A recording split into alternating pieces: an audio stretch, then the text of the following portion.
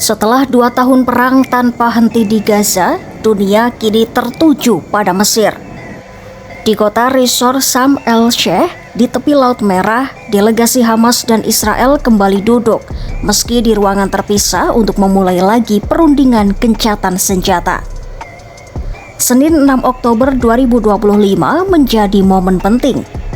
Untuk pertama kalinya setelah berbulan-bulan terhenti, kedua pihak mencoba mencari jalan keluar dari konflik yang telah menewaskan puluhan ribu warga sipil.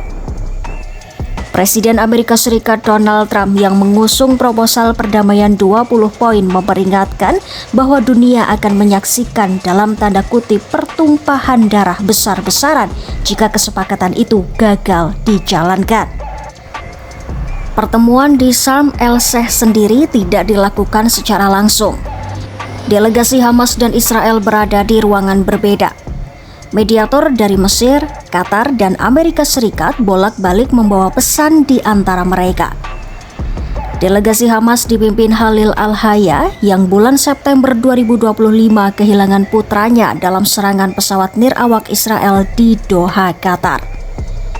Dari pihak Israel, hadir Gal Hirsch, koordinator pembebasan sandera, serta Ophir Fall, penasehat luar negeri Perdana Menteri Benjamin Netanyahu, bersama sejumlah pejabat intelijen Mossad dan Shin Bet. Dari pihak Amerika Serikat, hadir Steve Witkoff, utusan khusus Trump untuk Timur Tengah, bersama Jared Kushner, menantu Trump yang dulu memprakarsai perjanjian Abraham, yaitu perjanjian normalisasi Israel dengan beberapa negara Arab. Menurut laporan media Mesir Al-Qahira News, pembahasan awal berfokus pada pertukaran sandera Israel dengan tahanan politik Palestina. Masih ada 48 sandera Israel yang ditahan Hamas dan hampir separuhnya diperkirakan sudah tewas. Seorang pejabat Palestina mengatakan, perundingan kali ini dimulai dengan semangat positif tetapi tetap sulit. Israel disebut masih enggan benar-benar menghentikan operasi militernya di Gaza. Bahkan saat pertemuan berlangsung, serangan udara Israel masih terjadi meski dengan intensitas lebih rendah. Kementerian Kesehatan Gaza mencatat 19 orang tewas pada Senin 6 Oktober 2025 malam akibat serangan tersebut. Sementara itu, proposal perdamaian yang diusung Trump terdiri dari 3 tahap besar. Tahap pertama pertukaran sandera dan tahanan serta penghentian sementara serangan. Tahap kedua penarikan mundur pasukan Israel dari Gaza dan pembentukan komite pengelola sementara di bawah otoritas Palestina. Tahap ketiga transisi menuju pemerintahan sipil Palestina yang bersatu tanpa keterlibatan langsung Hamas di bidang militer. Trump menilai jika tahap pertama berjalan baik, maka momentum perdamaian akan terbentuk. Gedung Putih menegaskan tim teknis sedang bekerja memeriksa daftar sandera dan tahanan yang akan dibebaskan. Dari Washington, Trump tetap menunjukkan optimisme. Ia mengatakan perundingan kali ini punya peluang besar untuk berhasil, meski ia juga menegaskan ada batas kesabarannya.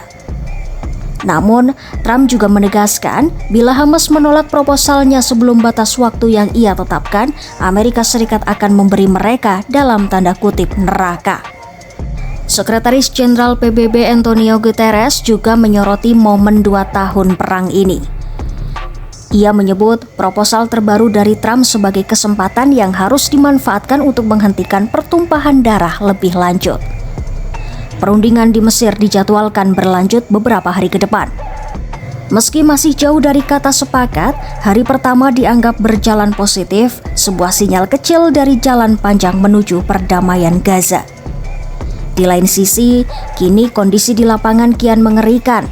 Sekitar 2,2 juta warga Gaza mengungsi, sebagian besar hidup di antara reruntuhan. Akses bantuan kemanusiaan sangat terbatas. Pasukan Israel membatasi jalur masuk bantuan. Hanya 4 posko kemanusiaan yang beroperasi, masing-masing hanya buka 1 jam per hari. Akibatnya, antrian panjang kerap berubah menjadi kekacauan. PBB mencatat lebih dari 1.300 warga Palestina tewas saat berusaha mendapatkan bantuan makanan. Separuh di antaranya terjadi di sekitar posko-posko bantuan. Dunia kini menunggu apakah peringatan Trump akan menjadi kenyataan atau justru menjadi awal dari babak baru menuju damai yang nyata di Timur Tengah.